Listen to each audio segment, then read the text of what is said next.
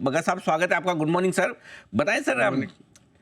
क्या FIIs brokerages फिर से भारत पर पॉजिटिव हो रहे हैं इस अच्छी गिरावट के बाद? और दूसरा इसी के साथ जुड़ा सवाल है, अगर ये पॉजिटिव हो रहे हैं तो अच्छी बात है, बढ़िया है, लेकिन फिर एफआई फंड मैनेजर कब पॉजिटिव होंगे? जी अनिल जी, वही हमें लग रहा है कि जून तक हमें दिखना चाहिए एक रिवर्सल। मई मई जून में आ जाना चाहिए रिवर्सल एफपीआई फ्लोस में भी। इकोनॉमी का बॉटम देखें तो सितंबर में बन चुका है। तो सितंबर में इकोनॉमी जो 5.2 था, फिर उसको रिवाइज करके 5.4 किया है। वो हासिल हो गया था। और अगर कॉर्पोरेट अर्निंग्स का बॉटम देखें, दिसंबर की तिमाही में हो गया। अब बेस इफेक्ट भी आएगा जून ऑनवर्ड्स, तो जुलाई के जो आंकड़े आएंगे वो और दमदार लगेंगे कॉर्पोरेट अर्निंग्स के, क्योंकि वो धीमापन जो आ रहा था कॉर्पोरेट अर्निंग्स में जून से शुरुआत हो गई थी। तो जून और सितंबर के आंकड़े बेहतर लगेंगे। मॉर्गन अगर आप देखें तो रिदम देसाई और उनकी टीम हर वक्त काफी बुलिश रहे हैं। गोल्डमैन थोड़ा अभी पलटवार हुआ है।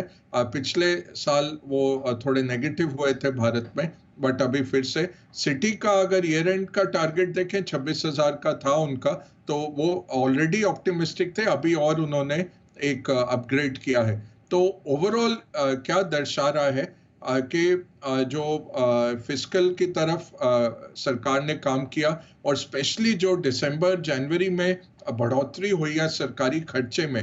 कैपेक्स जो है अनिल जी 91% दिसंबर में बढ़ा साल दर साल, जनवरी में 51% बढ़ गया। तो जो मार्च से जुलाई पिछले साल खामियाजा हुआ था इकोनॉमी को, वो कैचअप मोड में आ गया है। फरवरी के नंबर अभी निकल के आने हैं, बट लग रहा है कि खर्चा फिर से सरकार की तरफ से आ रहा है।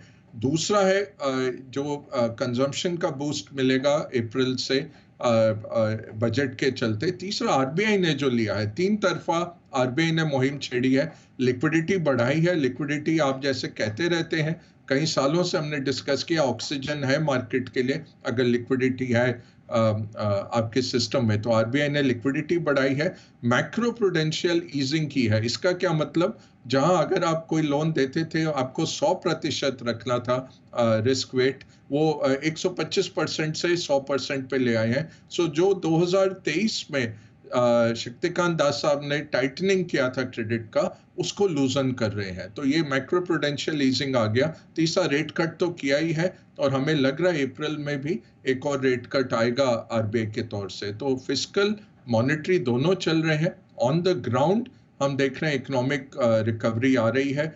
जीडीपी नंबर अच्छा था दिसंबर का बनिस्बत सितंबर के। अभी भी हम 8-8.5% की रियल ग्रोथ नहीं पहुंचे, उसके लिए टाइम लगेगा, उसके लिए काफी कुछ करना पड़ेगा। बट अगर आपको 12 से 15% कॉर्पोरेट अर्निंग्स ग्रोथ मिल रहा है, तो विश्व के दमदार इकोनॉमीज में, सबसे बड़े इकोनॉमीज में ये आउट परफॉर्मर रहेगा। और पैसा जैसे अमेरिका से निकलता है, आपको दिखेगा कि भारत में हमें वो 9-10% का मार्केट शेयर मिलने लग जाएगा। बगा साहब, अब पहली बार ट्रम्प साहब ने गद्दी पे बैठने के बाद रूस को कुछ भला बुरा कहा है और कहा कि भाई प्रतिबंध हम आप पे भी लगा सकते हैं, थोड़ा टैरिफ भी लगा सकते हैं। तो मतलब क्या, मतलब ऐसा खाली दिखाने के लिए कहा है ताकि सबको ये लगे कि मैं सबको बराबरी से देखता हूँ, या वाकई में प्रॉब्लम्स और बढ़ने वाली है टैरिफ वॉर को लेकर? टैरिफ वॉर में अनिल जी कह नहीं सकते कि क्या इनकी मंशा है, बिकॉज इस बारी पिछली बारी देखें तो 2016 से 18 2 साल इन्होंने लगाए थे तैयारी करने में, टैरिफ्स लगाने में। इस साल इस बारी अपने टर्म में क्या सोच के आए हैं कि पहले तोड़ते हैं, so break first and think later का जो है। और ये जो मेक अमेरिका ग्रेट का जो पॉपुलिस्ट प्लेटफॉर्म पे ये चुन के आए, उसके सामने इन्होंने पूरे जो कमान दे दी है बिलियनर्स को दे दी है।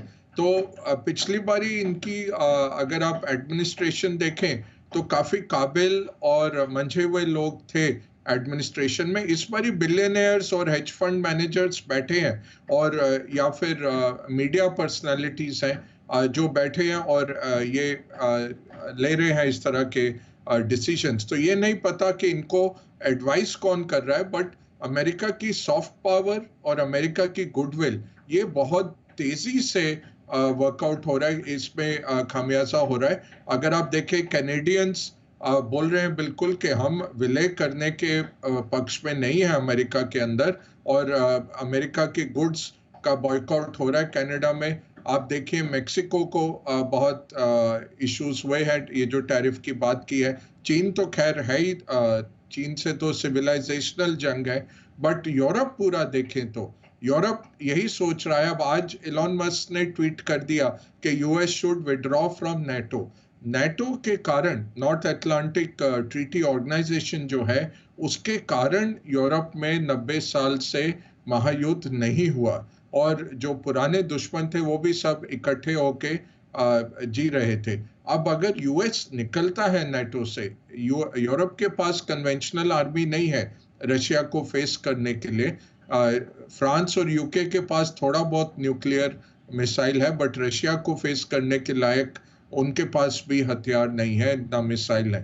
तो ये यूएस की न्यूक्लियर अम्ब्रेला यूरोप में एक पीसफुल संगठन बना के बैठी थी, और अगर इसको इस तरह से ये निकलते हैं नेटो से, तो यूरोप के लिए बहुत मुश्किल हो जाएगी। लैटविया एक छोटी कंट्री है, उसके प्रधानमंत्री ने कल कहा कि कॉन्स्क्रिप्शन करिए, कि जितने लोग मिलिट्री में सर्व करने के लायक हैं उन सब की एक आर्मी बनाइए, क्योंकि रशिया के साथ युद्ध लगभग तय है। तो ये जो जिस तरह से इन्होंने insanity as an international relation policy, ये निक्सन के बाद पहली बारी किसी ने इतने बड़े तौर पे इतना कुछ तोड़ा है ग्लोबल ऑर्डर का। टैरिफ हो, जियोपॉलिटिक्स हो, दोस्तों के साथ जो करार हो नेटो की तरह, अपना जो करार इन्होंने किया, यूएस एमसीए जो कहते हैं, United states Mexico Canada agreement, जो इन्होंने खुद किया था 2020 में, उसको इन्होंने बिल्कुल नजरअंदाज करके टैरिफ लगा दिए। फिर अगले दिन आए कि अच्छा चलो गुड्स पे नहीं लगाते, जो जो उसमें कवर्ड था उस पे नहीं लगाएंगे टैरिफ। तो 38% गुड्स कनाडा के उसमें कवर्ड थे, उन पे हटा दिए। ऑटोमोबाइल कंपनीज ने कहा देखिए सामान आता है कनाडा से, उसको हम प्रोसेस करते हैं, मेक्सिको जाता है, मेक्सिको में पूरी कार बन के हमारे पास आती है, आप टैरिफ कब कब लगाएंगे? ऐसे तो 75% टैरिफ हो जाएगा, और अगर वो रिटेलिएट करेंगे हमारे ऊपर तो और टैरिफ लग जाएंगे। तो फिर बोला अच्छा ऑटोमोबाइल 1 महीने के लिए टाल देते हैं। ऑटोमोबाइल फैक्ट्रियां 1 महीने में नहीं बनती हैं, आपको 2000 सप्लायर चाहिए, आपको हर तरह का इन्वेस्टमेंट चाहिए, और फिर सक्षम एम्प्लॉयज चाहिए जो काम कर सके, और यहाँ तक के रोबो चाहिए, ऑटोमेशन चाहिए। तो कुछ लोग, कुछ कंपनियां कह रही हैं अच्छा हम उत्पादन बढ़ा देंगे अमेरिका में, बट ज्यादातर सप्लाई चेन जो मेक्सिको में मूव किए थे ऑटोमोबाइल के 2018 के बाद, वो एकदम अब असमंजस में है कि क्या किया जाए।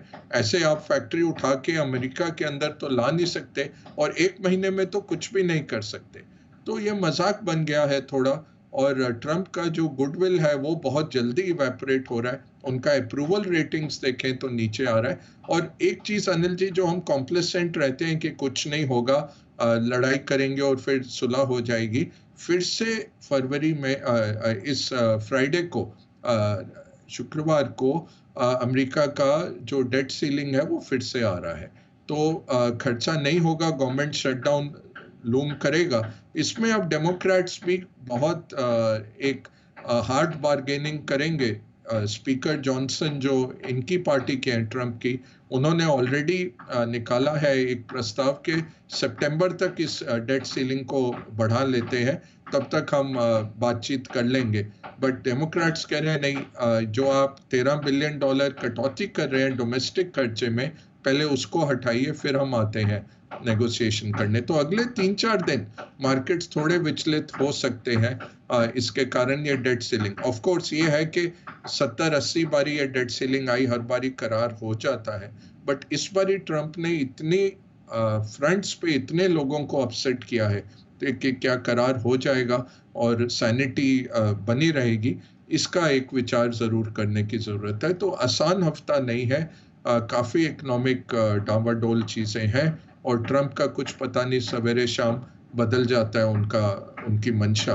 तो इसके चलते थोड़ा सा मार्केट का वॉलेटिलिटी है, अमेरिकन मार्केट गिरे, पिछले हफ्ते 3-4% इंडेक्सेस डाउन है और पैसा अमेरिका से निकलेगा।